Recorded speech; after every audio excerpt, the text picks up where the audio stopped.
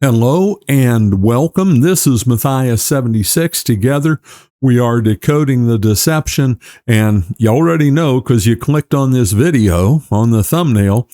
Today, we are in the book of Revelation, and we're looking specifically at the last day. Now, it is an interesting thing, and we're going to be doing a good bit of review in this video as well. But in looking at the last day, if I ask the question, if I put it out there, did a poll question, how many times is the last day described in the book of Revelation? What would your answer be? Well, the correct answer is, drum roll please, I'm not going to put in the sound effect, 6. 6 times the end of the world in the context of God's judgment coming. 6 times that's talked about in the book of Revelation. So what we're going to do today is we are here in Revelation 20, verses 7 through 10. What we are going to do is look at this section, go through it, talk about the things that are laid out here, but then we're going to go and look at those other sections in the book of Revelation, all the other 5, and read them and talk briefly about them. And in doing that, we're going to talk about the structure of the book of Revelation.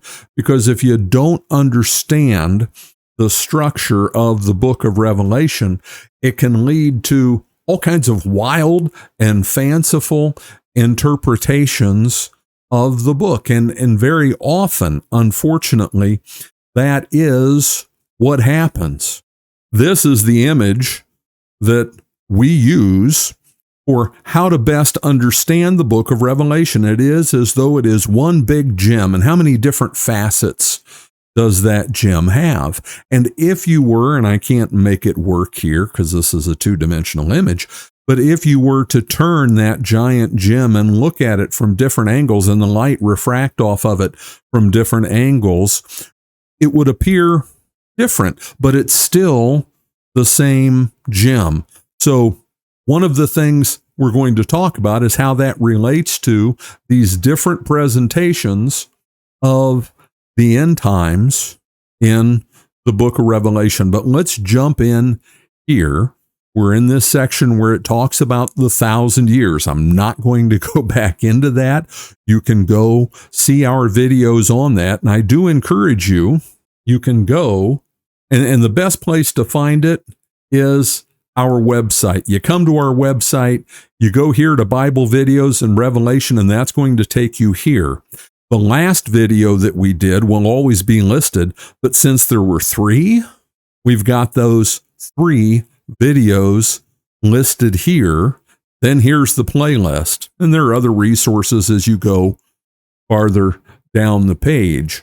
But if you want to know more about the 1,000 years and what we had to say about that, then come and watch especially this video here about that. So we're here, Revelation 20. Let's just read. It's only 3 verses, but they are loaded. Let's read this. Now, when the 1,000 years have expired, Satan will be released from his prison and will go out to deceive the nations which are in the 4 corners of the earth, Gog and Magog, to gather them together to battle, whose number is as the sand of the sea. They went up on the breadth of the earth and surrounded the camp of the saints and the beloved city, and fire came down from God out of heaven and devoured them.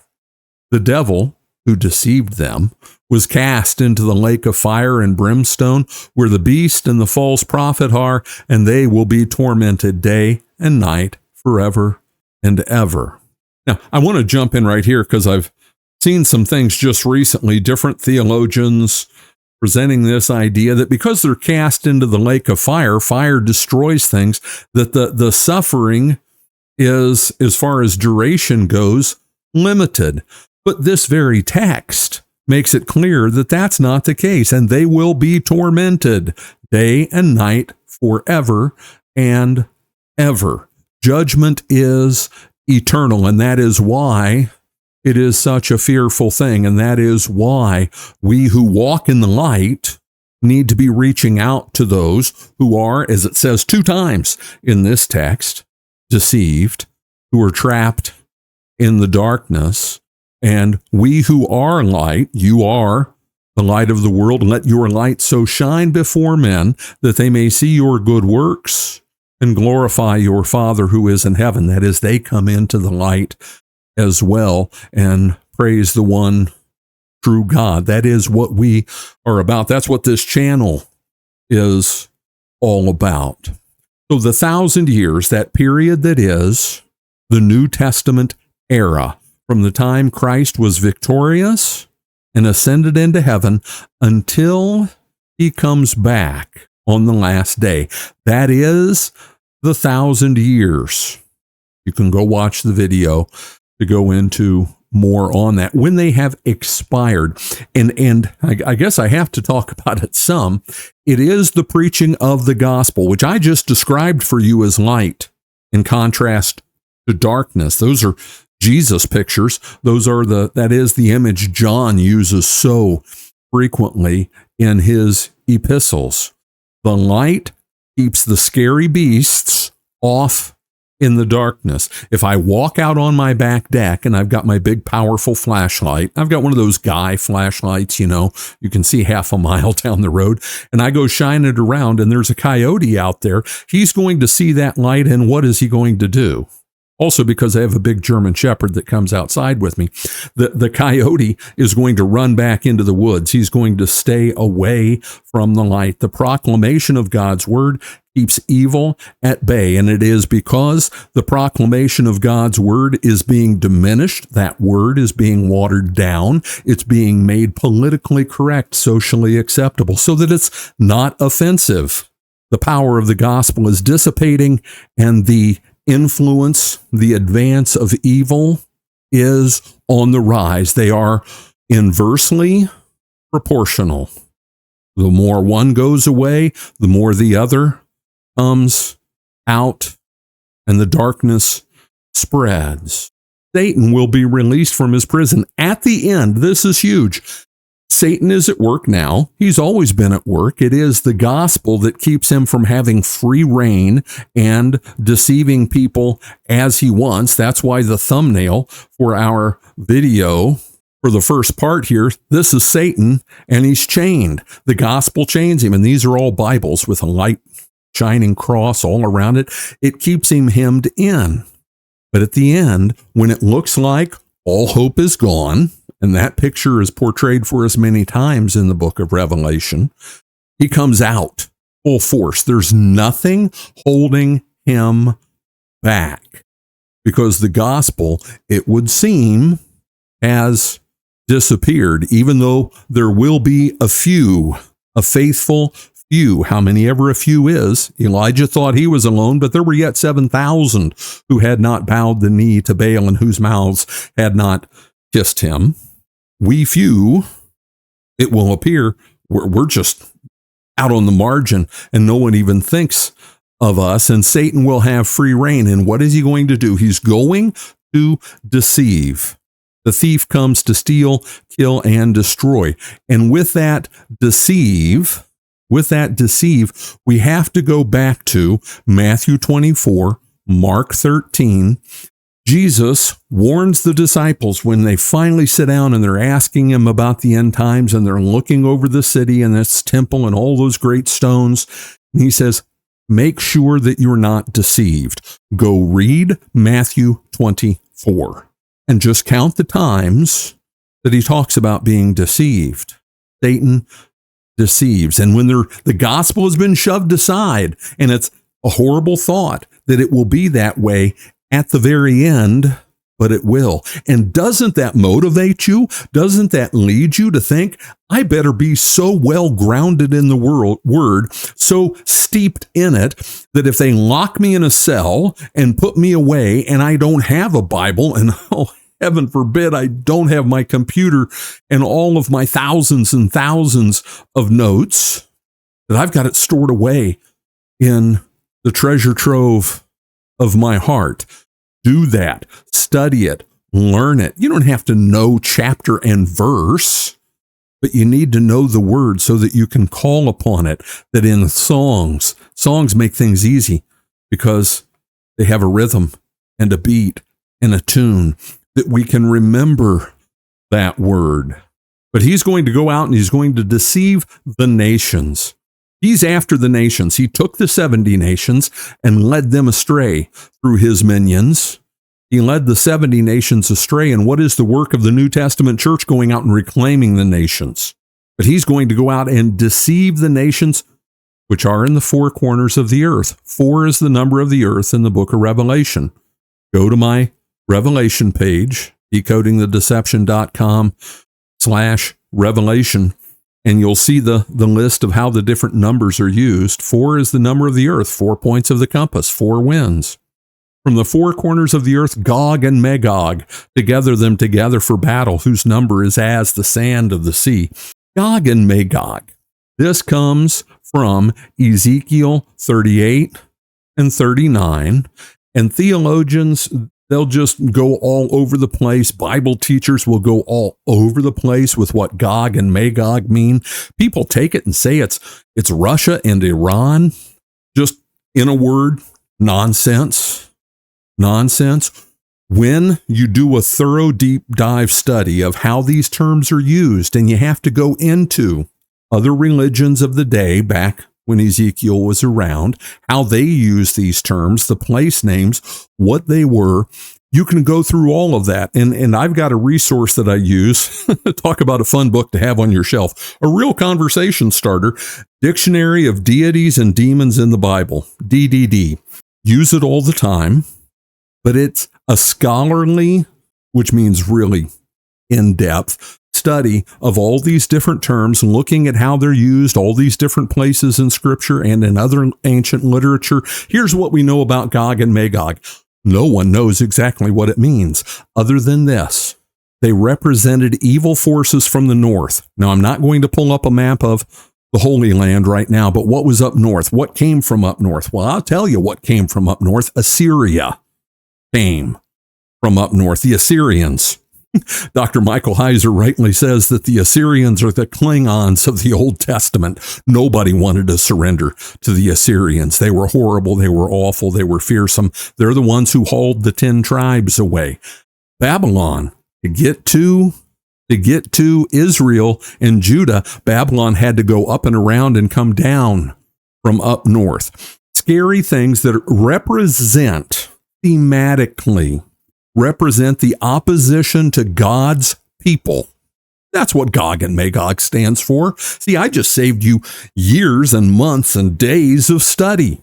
We don't know exactly where this was. No scholar does. But it represents evil from the north. Every time it's used, that's the theme, the idea that's being conveyed. To gather them for battle. Now let's remember this. Everything in the book of Revelation is imagery. It's pictures. Jesus isn't a lion. He's not a lamb. The beast from the earth isn't really a lamb that talks like a dragon. The powers of civil government aren't a 7-headed beast that looks like a lion, a bear, a leopard, and a dragon. They're images because images can pack so many ideas all together. And here's why I'm going off on this. There isn't a battle at the end of the world. We're not going to line up. You don't get an AK-47 or an AR-10. Take your choice. Pick which one you want. You don't get one of those. You've got the word. And we combat evil with that. And the advance of evil, they're going to come to, as the Sioux Indians said, rub us out. Just eliminate us altogether. There's not going to be a battle in any one place called Armageddon. Because I'll tell you what, we're going to look at it here in a little bit. The Battle of Armageddon, it doesn't happen. They gathered at a place called Armageddon. God ends it. There isn't a battle in that sense. You're in the battle. Here's that. That's what I should have titled this video instead of the last days. You're in the battle. You're in it now. You're in it now. My nephew just posted pictures the other day of himself in Afghanistan for Veterans Day. He knew he was in a battle. Every one of the pictures, he's got a gun. He knew he was in a battle. If you're in a battle and you don't know you're in a battle, you know what you are? Dead. You're a target. You're in the battle now. It's a spiritual battle, and it is being waged. That's why the world seems so insane. That's how Satan fights it. Now, if he can wipe us out physically, he will. But the end times, there's not some battle that takes place, and it certainly doesn't take place over in Israel. They use that to manipulate people, to mislead people. The Bible says nothing about that, and anyone who says it does is taking things and twisting it. And those who are there, those who reside there, use it to manipulate you and me. So don't listen.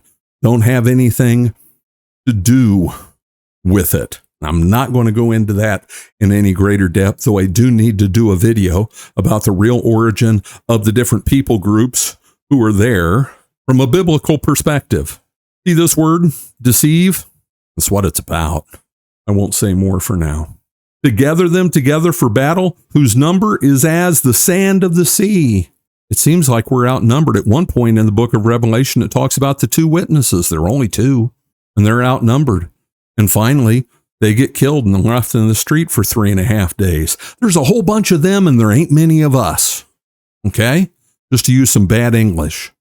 They went up on the breadth of the earth and surrounded the camp of the saints in the beloved city. Now, I've got a picture here, and I wanted to find one from the movie and make myself disappear so you can see the image without my face in it. That's a bunch of orcs. I just recently watched again the Lord of the Rings series, the trilogy. That image, and I am sure that Tolkien thought of this when he wrote that completely imaginary home. When the orcs have come to, and I can't remember the name of the city, but they're all there behind the walls, and they look out, and here are just these vast forces, too many to count, like the sand of the sea. That's the idea. We are woefully outnumbered, and they surround the camp of the saints in the beloved city. We don't have a real camp. It's an image. They've got us hemmed in, and there's nowhere that we can go. And stop and think about this for a moment. If there's anything Satan wants to deceive you about, isn't it this? Us Bible-believing Christians, if he can get us confused about how things are going down at the end times, oh man, he scored a huge victory. Because, again, if you're in a battle and you're all confused about what the nature, the very essence of what that battle is, he's won. He's won. You're in a world of trouble. But we're outnumbered. We're surrounded. There's a whole bunch of them and not many of us. And it appears that all hope is gone. And then what happened? Here's the battle. Are you ready? They've surrounded us. Okay. Not in a real place. We're outnumbered. There appears to be no hope. Anybody looking out says, yeah, we're going to die. And they decide to, in the movie, to charge out and fight anyway. And then who comes? Gandalf, representing salvation, with his white staff, and scares all the evil beasts. And fire came down from God out of heaven and devoured them. There's the battle. Did you get it? Because it's a big deal, I'll read it again. Look at how complex it is and how hard God had to try to defeat the forces of evil when he decides that their time is up. And fire came down from God out of heaven and devoured them. I'll read it again. And fire came down from God out of heaven and devoured them. That's it. That's it. I think of walking my German Shepherd, I mentioned him before, in the park where we used to walk, and these little yappy dogs would come up that literally were tiny next to him, and they'd yap and try to snap at him, and he'd look at him like, what are you thinking? I can devour you in one bite. You're a snack. The forces of darkness, as overwhelming as they are to us, I'm not trying to play that down. They're dangerous. They're scary. They're not scary to God Almighty, who can cause fire to come down out of heaven and devour them. I tried to figure out how to get those orcs in the picture there at the bottom and blend those two together, but the opacity layers and things just didn't work for me. This is the end. This is what happens. God devours them, and that's it.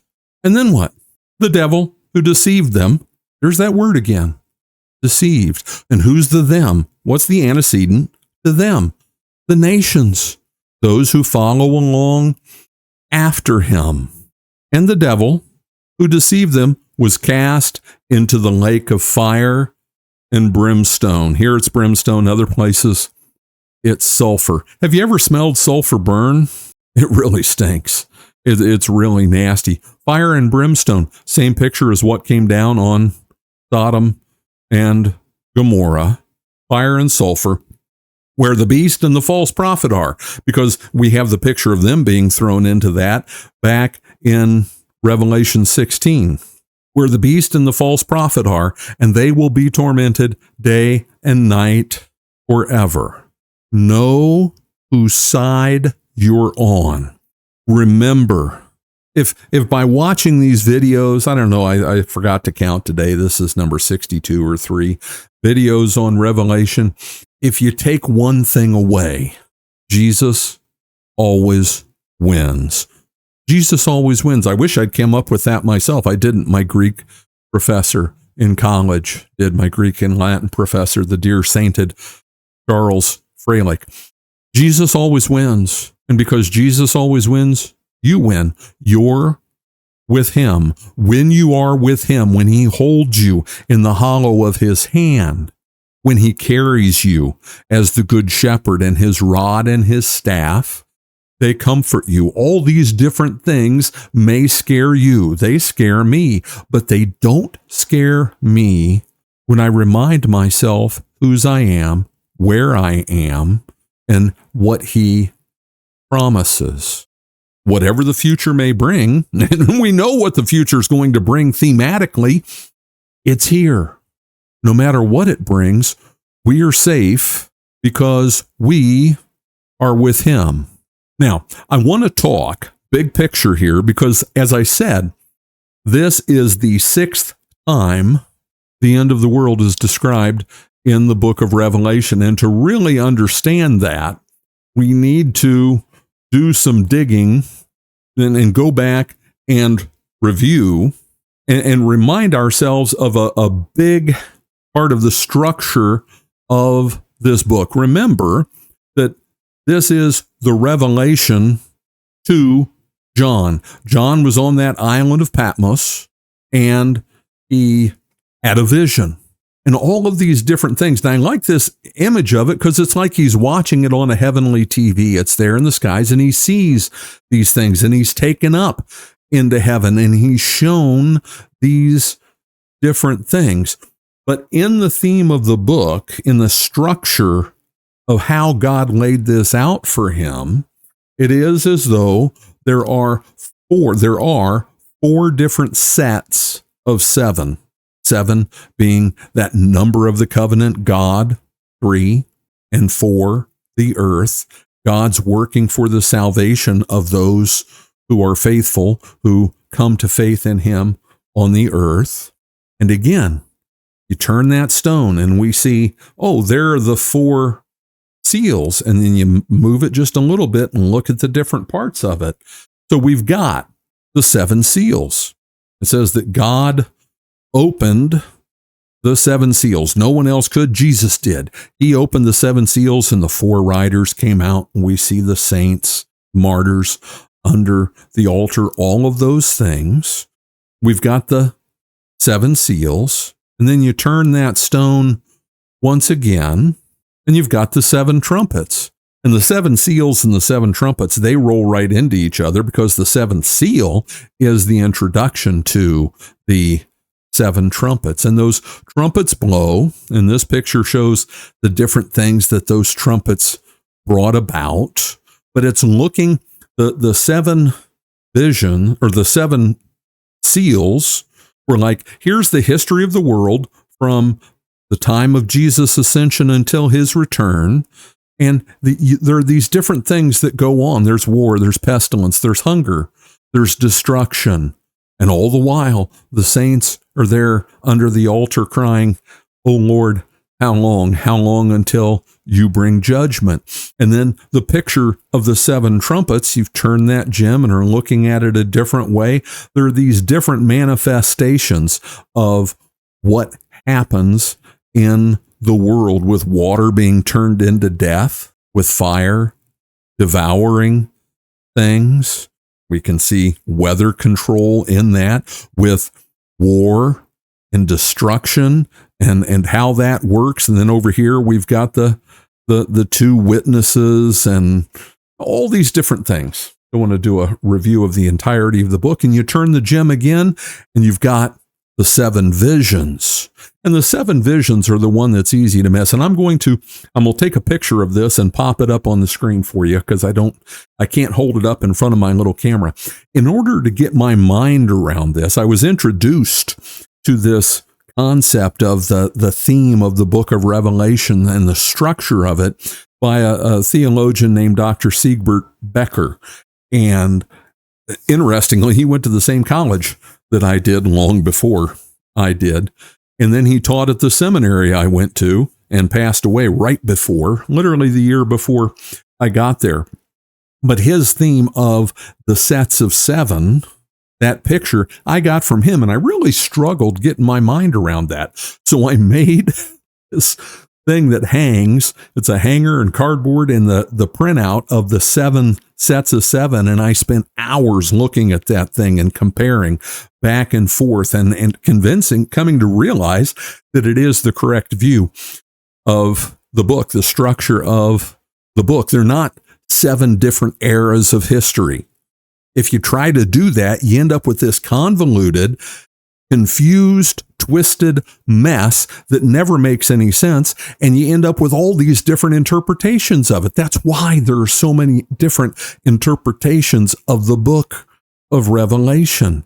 It's 4 different takes on the same period of history, and some of them focus more on the end, like the 7 bowls, and some of them cover the entirety of the history of the church, just like this one here, the 7 visions. And I'm putting my thumbnails from the videos, at least the lead video in these different sections. You've got the great sign in heaven with the woman who was pregnant and the dragon tried to eat that baby that was, well, Jesus. You've got, after Jesus' victory, Satan thrown down by the angel Michael. Now war arose in heaven. You've got the first beast that came out of the sea with 7 heads and all of that represents civil and secular government as it marches through history and chomps and devours and stomps. You've got the beast from the earth, the lamb that looks like a lamb but speaks like a dragon, and we rightly pointed out that is manifest in our time in the papacy and his military arm, the followers of, well, we'll just say it, the Jesuits. I don't care. And then we've got the 144,000 in heaven. We talked about there, but not yet. We've got the 3 warnings that come from the 3 angels. And then we've got the harvest of the earth, reaping the redeemed, where we're shown Jesus as the cloud rider coming and harvesting the earth with that sickle in his hand and pulling in the redeemed and smashing the grapes of wrath and the blood flowing, etc. And then we turn that gem again, and we've got the 7 bowls, the 7 plagues, depends on which translation of the Bible you're reading, but that one of the 4 living creatures handed those bowls to the angels, and the angels went and poured out those bowls. And in this, we see a kind of more of a focus on what happens toward the end, the intensification of evil and its working in the world. And there's kind of the depiction of that, the boils, the sores, and many of these things are said to happen just to the unbelievers. So we've got this image. We've got the image of this gem, and it's shown in all these different ways, but it's the same period of time being looked at in different ways. So now what we're going to do is take a look at the different places within these sets of 7, where the end of the world is talked about. And if you don't, you have to have a coherent model for what the book is doing. It's not just like I have dreams and they make no sense.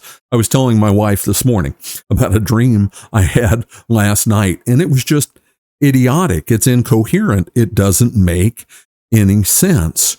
God doesn't write down things for us that are incoherent and don't make sense. They do make sense. So if you don't understand that the book of Revelation is presenting the same period of history looked at from different angles, turning that gem for you so you see it from different angles, then you've got, as far as interpretation goes, you got a real problem, because the end of the world is talked about 6 different times.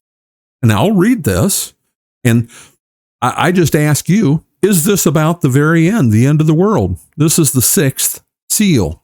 I looked when he opened the 6th seal, and behold, there was a great earthquake, and the sun became black as sackcloth of hair, and the moon became like blood, and the stars of heaven fell to the earth as a fig tree drops its late figs when it is shaken by a mighty wind.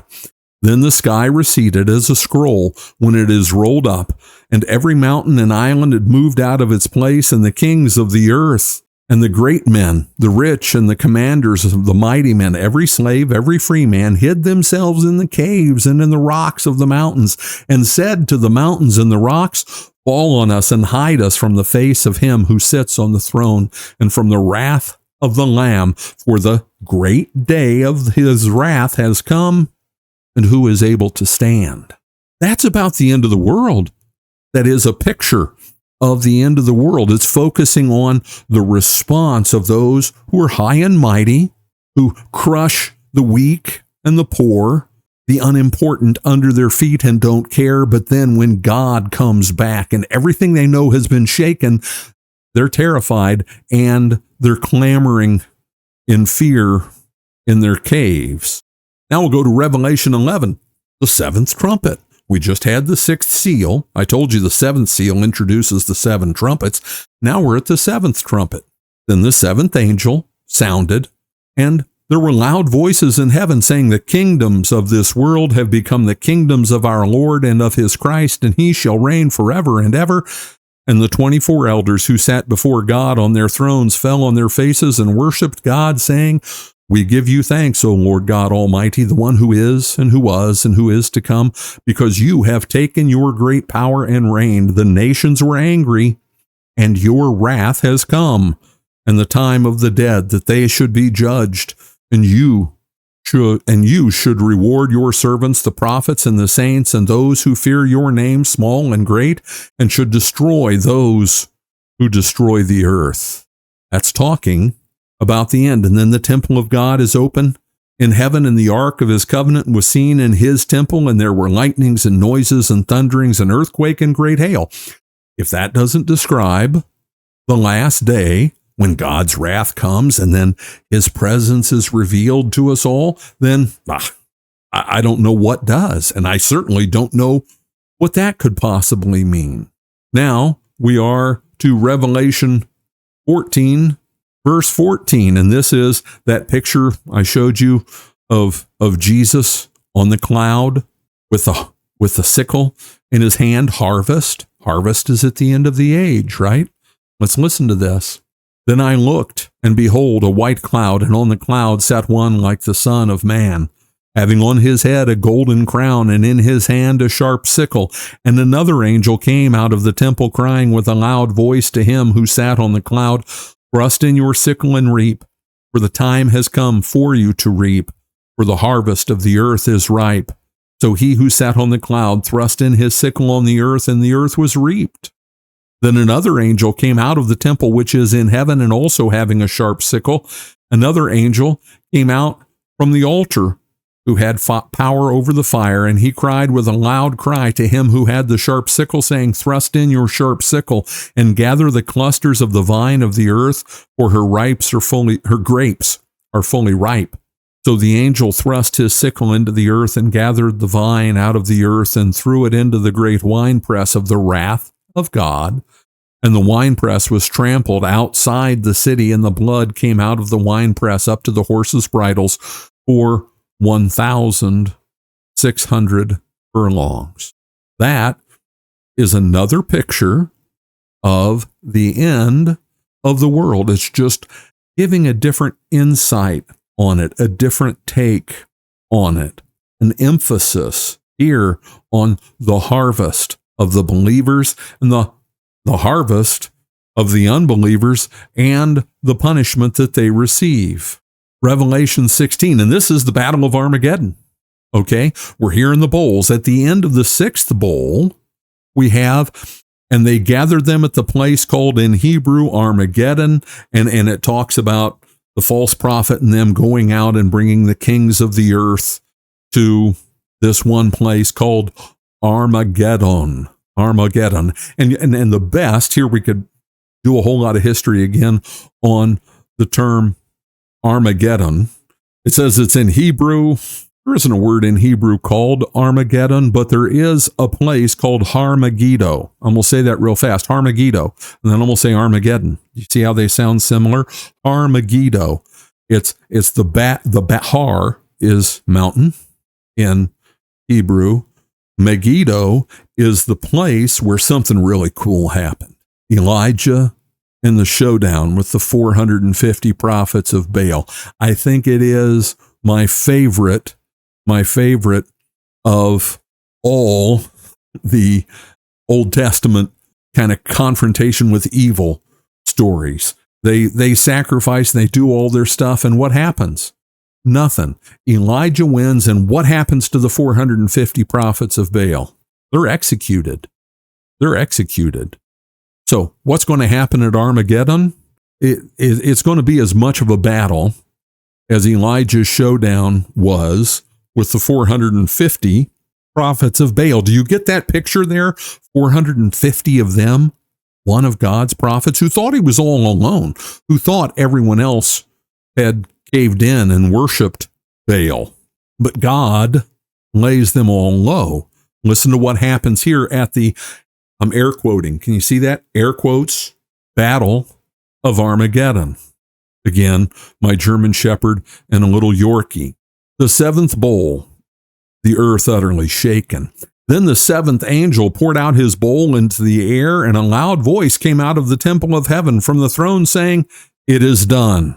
Okay, because you might have missed that battle part. Okay, because battles are cool. We like battles, right? You put a battle in a movie, Lord of the Rings, we'll watch it, right? We'll watch it again and again. So I'll read the battle part again. A loud voice came out of the temple of heaven from the throne saying, "It is done." That's the battle. It is done. When God says it's done, when the one who spoke everything into existence with nothing but his word, when the one who created the entities that turned evil and rebelled against him, be they spiritual or mortal, when he says it's done because he holds everything together just by his existence. When he desires that they exist no more, when he desires them to be thrown into a lake of fire, they are. It is done. That's the Battle of Armageddon. It's easy. You can memorize that. Hey, you want the whole narrative of the Battle of Armageddon? Here, I'll give it to you. Revelation 16, 18, or 17. It is done. That's it. That was the battle. And there were noises and thunderings and lightnings. That's a theme. Have you noticed that as we've gone through these sections again and again? Lightning, thunder, shaking, mountains going away, the sky rolling up. It's a motif of everything that seemed forever. Don't mountains seem like they're forever? I've seen mountains in my life down in Peru, some of the biggest in the world. What could move them? What could cause them not to exist? The sky I look up every morning. What could make it go away? That's the image. Everything that is, gone. And there were noises and thunderings and lightnings, and there was a great earthquake, such a mighty and great earthquake as had not occurred since men were on the earth. Now the great city, which represents evil in this setting, was divided into three parts, and the cities of the nations fell. Boom, they're done. And great Babylon was remembered before God to give her the cup of the wine of the fierceness of his wrath. Then every island fled away, and the mountains were not found, and great hail from heaven fell upon men, each hailstone about the weight of a talent, That's a lot. Men blasphemed God because of the plague of hail, since that plague was exceedingly great. Even as they are receiving the judgment they deserve, here pictured as hail, giant boulders falling out of the sky, they're still cursing God. Unbelief makes no sense. Unbelief is hate, ultimately. And that's what we see portrayed here. But we're not done. And again, and for yourself, you can go back and listen, or you can flip open your Bible, read those sections again, and tell me that they don't represent the end of the world. But we've got yet another depiction. Number 5, we talked about 6. The 6th was our study for today. This is number 5, Christ on a white horse. Now I saw heaven opened, and behold, and this, I need to intro this a little bit. This comes after, there's a standalone section in the book of Revelation because it deserves so much attention, and it is about Babylon, the great prostitute, the fall of Babylon. And one of the videos that I did was entitled, "The Prostitute Must Die." Babylon must die. Think World Economic Forum, destruction of the economic system, you'll own nothing and be happy. They're talking about it. The economic socio-political economic system that we know, they're going to undo because they view it as a way, the forces of evil, of bringing us all into subjection to them. Now I saw heaven open, and this comes right after that, after she was destroyed. And behold, a white horse, and he who sat on him was called Faithful and True, and in righteousness he judges and makes war. His eyes are like a flame of fire, and on his head were many crowns. He'd gone out as the first horse of the apocalypse, conquering and to conquer, and now he's come back with many crowns. He has conquered. He's reclaimed out of the nations all those who had been appointed to salvation. And he had a name written that no one knew except himself. He was clothed with a robe dipped in blood, and his name is called the Word of God. The Word became flesh and dwelt among us. And the armies in heaven, clothed in fine linen, white and clean, followed him on white horses. The saints who have gone before us have not been allotted their harp and given a cloud on which to float. They rule and they reign. And that's kind of cool, especially when I think about my grandma. Now, out of his mouth goes a sharp sword, that with it he should strike the nations, and he himself will rule them with a rod of iron. He himself treads the winepress of the fierceness and the wrath of God Almighty. And he has his robe, and on his thigh a name written, King of Kings and Lord of Lords. Then I saw an angel standing in the sun, and he cried with a loud voice, saying to all the birds that fly in the midst of heaven, Come and gather together for the supper of the great God, that you may eat the flesh of kings, the flesh of captains, and the flesh of mighty men, and the flesh of horses, and of those who sit on them, and the flesh of all people, free and slave, both small and great. And it goes on. I'm not going to read all of it, but here it talks about the beast and the false prophet thrown into the lake of fire, burning with brimstone, and the rest were killed with the sword that proceeds out of the mouth of him who sat on the horse, and all the birds were filled with their flesh. We watch movies and Lord of the Rings. All these people die, right? Horrible, terrible stuff. It's far worse the way combat was done in days of old than the way it's depicted in most movies. Who went out and buried them? The answer is, for the most part, nobody did. Nobody did. The one army what was left of it was running in the other direction in retreat, and the other army was busy going out and conquering things. This was an image that people of this day understood. The birds, vultures, carrion-eating animals, jackals and the like came and would devour them. So it is an image, an unpleasant image, but a familiar image to them of defeat, of judgment. And you'll read in different ancient texts, not just in the scriptures, though there are examples in the scriptures of kings saying, this is what's going to happen to you. If we come and you don't surrender, this is what is going to happen to you. This picture that we just gave. So we have here in our text, the last of 6 pictures of the last day.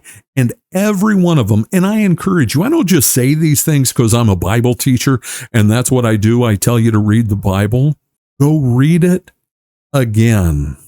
Read those texts again. It's not scary. Knowing that you're on the winning side isn't scary. Knowing that the Lord High God, the Savior of all, is on your side and he's going to wipe out all opposition, no matter how bad it looks, no matter how dire the circumstances appear to be, no matter how downward the trajectory of our society, our culture, the entirety of the world, Jesus always wins and we are with him.